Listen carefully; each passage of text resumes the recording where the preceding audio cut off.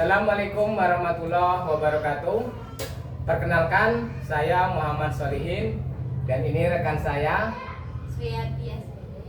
Kami dari Sekolah STIT Unggulan Indonesia. Saya sebagai CGP Angkatan 10 hari ini akan melakukan tugas aksi nyata pada modul 2.3 coaching untuk supervisi akademik. Di sini hari ini saya akan melakukan pra observasi sebelum nanti saya akan melakukan observasi pembelajaran rekan kami di dalam kelas. Selamat pagi Bu Suyati. Apa kabar? Baik, alhamdulillah. Oke, baik ya. Di sini Bu Suyati mengajar di kelas berapa? Di kelas 6 ya. Ya, Bu Suyati mengajar di kelas 6 ya. Oke. Materi pembelajarannya untuk hari ini Bu Suyati? Dari pelajaran untuk hari ini perkembangan biak tumbuhan. Perkembangan biak tumbuhan. Berarti dia materi ajarnya masuk ke IPA ya? IPA, ya. Ya, karena kelas 6 ini masih K13 tuh Iya. ya. Oke.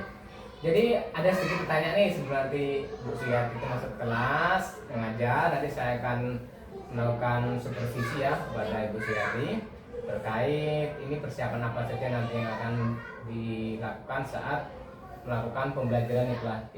Dari materi Bu Suyati itu, kira-kira tujuan pembelajaran apa yang ingin dicapai? Yang pertama ialah untuk memajukan anak itu supaya dapat berdiskusi dengan teman lainnya. Terus setelah itu dapat mengamati pembelajaran yang disampaikan oleh guru.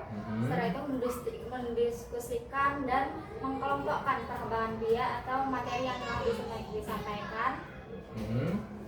Dan dapat menjelaskan jenis-jenis perkembangan biak atau materinya. Oh ya, jadi tujuannya itu ya, siswa mampu memahami, mengamati itu ya, mempraktikkan dan mendiskusikan tentang serta menjelaskan tentang perkembangbiakan ya pada tumbuhan. Kemudian apa area pembelajaran yang tidak dicapai dalam materi ini? Area khusus yang akan dicapai untuk anak-anak nanti. Yang pertama, anak itu supaya dapat berpikir kritis terhadap materi yang disampaikan. Setelah itu dapat mengamati serta mendemonstrasikan melalui karya atau media yang dikasih seperti gambar, seperti itu terus ditempelkan, dikelompokkan secara kelompok jenis dari perkembangan biak. Iya, bagus sekali ya. Berarti itu ini ya, area pengembangan nanti yang akan dicapai ya Bu ya, daripada tujuan pembelajaran kemudian dikembangkan lagi seperti itu ya. Kemudian yang terakhir Bu, kira-kira strategi apa yang dipersiapkan nih sebelum pembelajaran Ibu di pelajaran IPA di kelas hari ini? Baiklah, jadi strateginya yang pertama kita menyiapkan media buku, gambar tentang perkembangan biak tumbuhan itu tadi. Terus saya menyiapkan PPT sebagai bahan ajar, ada proyektor dan laptop. Ya, jadi di sini strategi yang dipersiapkan Ibu Suyati itu menyiapkan media pembelajaran dulu ya, tadi berupa proyektor, kemudian menyiapkan materi dalam bentuk PPT. Berarti nanti di proyektor di PPT itu sudah ada gambar ya, yang langsung ditampilkan untuk anak-anak. Berarti nanti anak-anak ini saat proses pembelajarannya akan dibagi kelompok atau sendiri-sendiri? Baiklah, akan dibagi kelompok Bapak. Dibagi kelompok? Iya, biar bisa diskusi. Biar bisa diskusi. Terus untuk pembagian kelompoknya nanti diacak atau mereka milih sendiri atau Ibu sendiri yang menentukan? Sesuai dengan barisan tempat duduk. Oh gitu ya. Ya. Oke, terima kasih Bu Suyati di sesi pra observasi ini. Nanti setelah Ibu Suyati ini selesai mengajar, saya sebagai supervisinya, nanti kita akan melakukan lagi pasca observasi. Jadi nanti apa perkembangan yang sudah dicapai, bagaimana tingkat keberhasilan atau ada yang perlu diperbaiki ya. Oke, cukup. Terima kasih. Assalamualaikum warahmatullahi wabarakatuh. Waalaikumsalam. Assalamualaikum warahmatullahi wabarakatuh.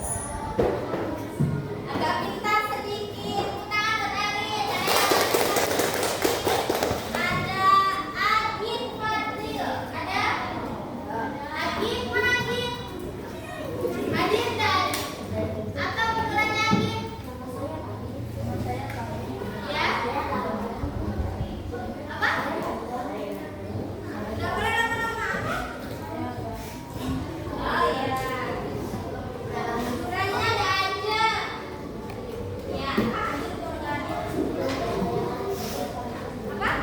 Adem baik. Terus ada nama Anda. Anda apa ukurannya? Apa? Baik, dan kita main voli. Itu tadi ya contohnya. Yang lain boleh sebutkan besoknya lagi ya. Hari ini ada Aileen, ada Agil, ada siapa namanya? Ajeng. Menyebutkan keunggulannya. Jadi harus bangga dengan keunggulan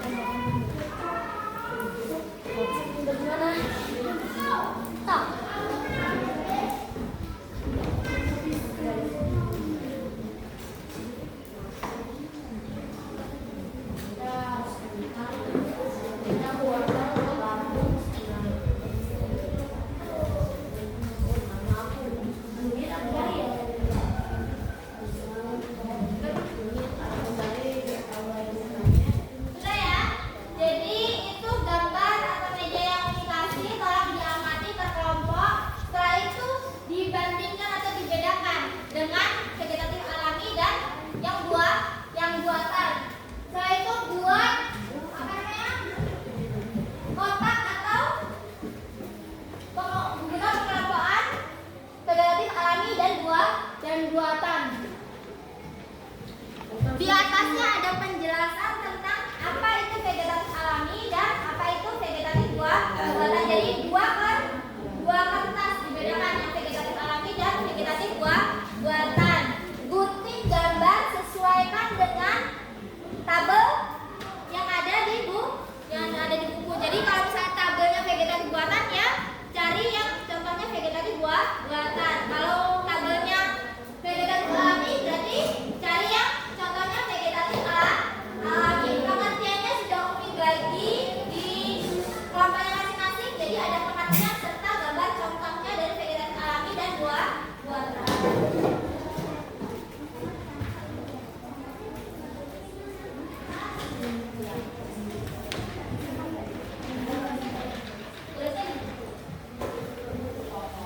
Jadi ditulisnya disalin di buku beserta pengertian atau penjelasannya. Paham? Ada yang ditanyakan? Iya, digunting. Nanti dulu ya. Jadi karena waktunya sudah habis pembelajarannya, jadi Umi hanya menyampaikan gimana atau caranya kalian menyelesaikan tugas yang dari Umi, tugas pembelajaran hari ini. Kalau tidak ada yang mau ditanyakan lagi, jadi Umi akan menyampaikan tujuan dari pembelajaran yang mau disampaikan hari ini. Tujuannya agar kalian dapat mengamati dan membedakan mana yang vegetatif alami dan buatan. Setelah itu dapat mengelompokkan vegetatif alami dan buatan.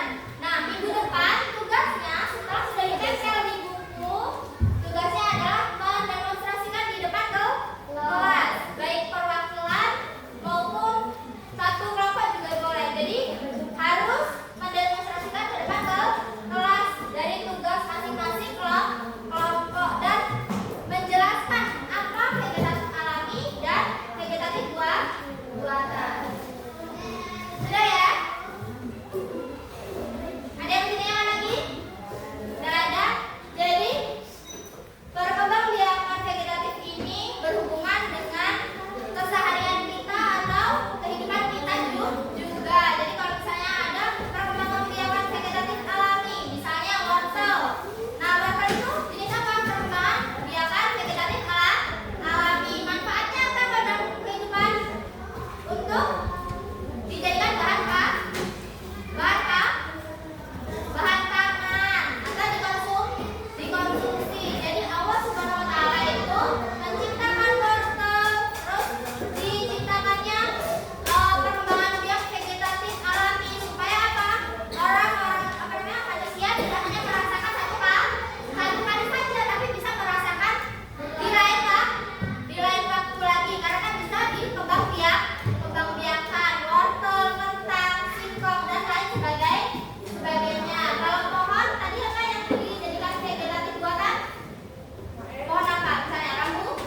Nah, Allah menciptakan cara berkembang biak vegetatif alami itu tadi buatan. Guna apa? Apa? Memperbagus mutu tumbuhan dengan jalan atau dengan cara tangan manusia yang membuatnya, ya. Paham? Jadi berhubungan dengan kehidupan. Nah, pembelajaran hari ini dirasa sudah cukup. Apabila tidak ada yang ditanyakan, Umi akhiri. Wassalamualaikum warahmatullahi wabarakatuh. Waalaikumsalam warahmatullahi wabarakatuh.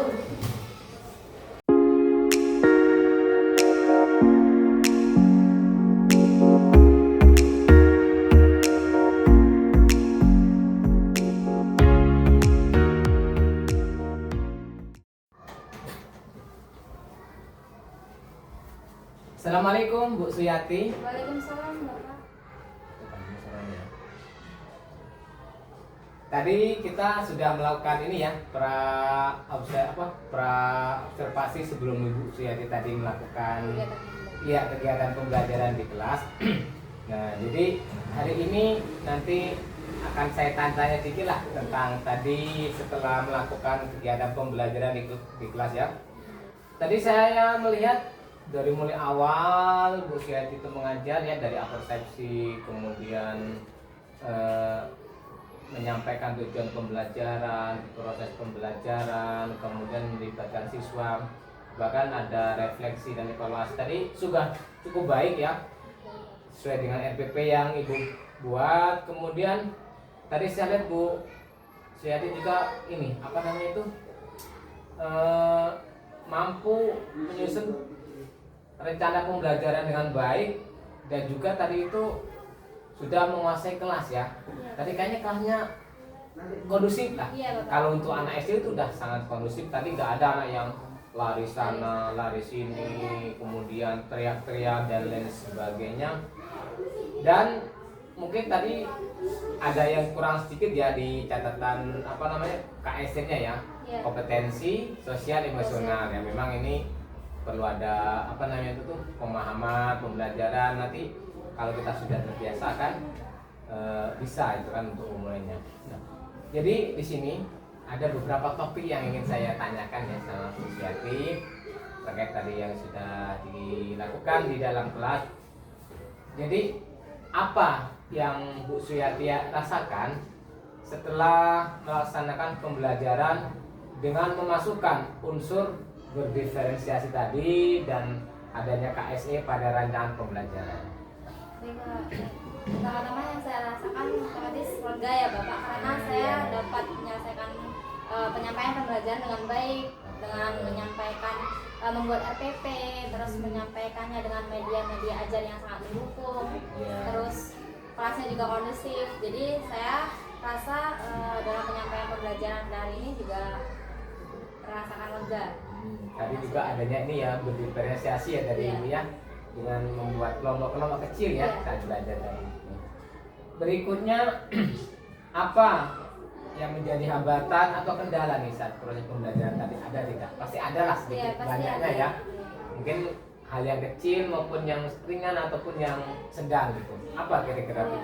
Mungkin karena dibentuknya kelompok-kelompok kecil ya Bapak, jadi dalam kelompok tersebut ada yang tidak konsentrasi, ada yang berbicara dengan temannya sebangkunya, sebelum dimulai diskusi sudah berbicara duluan, jadi belum disuruh diskusi sudah diskusi duluan. Itu mungkin yang apa namanya hambatan kecilnya ya. Ya memang berbeda dengan kita sudah dewasa. Iya. Kalau anak-anak SD ini bikin kelompoknya agak susah ya, Iya. nggak semudah yang kita ini buat gitu kan. Kalau kita udah dewasa mungkin lebih cepat. Ya memang nggak hanya di SD sih sebenarnya. Yang namanya diskusi kelompok itu ada cenderung beberapa yang lebih santai dan ngobrol gitu kan. Kemudian selanjutnya nih Bu yang ingin saya tanyakan, apa nih yang menurut Bu Suyati sudah puas nih atau merasa berhasil pada proses pembelajaran yang dilakukan pada hari ini? Dalam penyampaiannya mungkin Bapak ya, jadi saya kan menyampaikannya dengan media ya ajar yang sangat menarik, yang misalnya kayak PPT saya buat dengan sangat menarik mungkin agar anak-anak itu dapat memperhatikan, maksudnya tertarik untuk memperhatikan PPT yang saya buat sehingga dia juga mengalir pembelajarannya, jadi antusiasmenya tinggi, minat belajarnya bertambah seperti itu Bapak. Ya tadi juga di PPT-nya bagus ya, ada kayak gambar-gambar itu kan menunjukkan misalnya topiknya di ini yang dibicarakan dengan tumbuhan dan itu. Kemudian apa hal positif yang sudah Bu Suyati lakukan selama pembelajaran? Jadi selama pembelajaran itu saya berusaha untuk mengkaitkan semua materi yang saya sampaikan dengan kehidupan sehari-hari agar anak ini menjadi lebih bersyukur dengan adanya materi yang berkaitan dengan kehidupannya, bersyukur kepada Allah Subhanahu Wa Taala yang jadi bertambah seperti itu. Ya jadi pembelajaran itu mengaitkan dengan kehidupan yang sebenarnya, kemudian adanya motivasi tentang pencipta gitu, jadi ada keterkaitan ya. Tidak hanya fokus ke tujuan pembelajaran gitu kan ya. Tidak hanya ke IPA-nya saja, tapi dikaitkan dengan kehidupan sehari-hari. Ya tadi tumbuhan ini diciptakan oleh Tuhan Allah itu kan, kemudian Allah memberikan kita pilihan nih, ada berkembang-biakan, kemudian tumbuhan itu bisa berkembang lagi meskipun sudah kita petik dan lain sebagainya gitu Bu ya. Ini luar biasa. Kemudian Bu yang terakhir, apa yang akan Ibu Suyati tingkatkan untuk pembelajaran selanjutnya? Ya, kemungkinan akan mengimplementasikan pembelajaran untuk apa namanya kebijakan sosial emosional tadi Dan akan saya diferensiasi ya juga. diferensiasi akan saya lebih terapkan lagi ke pembelajaran data. Jadi itu menarik banget kalau menurut saya. Jadi kemungkinan pembelajaran yang akan datang akan saya lebih terapkan. Oke. Jadi nanti Bu Seti akan merancang pembelajaran lebih menarik lagi yang bisa membuat anak itu lebih menyenangkan ya. Kemudian pembelajaran itu yang lebih sesuai dengan kebutuhan anak. Karena beda-beda ya anak di dalam kelas tuh ada yang sedang, tinggi dan rendah. Oke. Jadi harapannya sangat bagus ya Bu Seti tadi ya sudah mencakup pembelajaran berdiferensiasi dan kompetensi sosial emosional.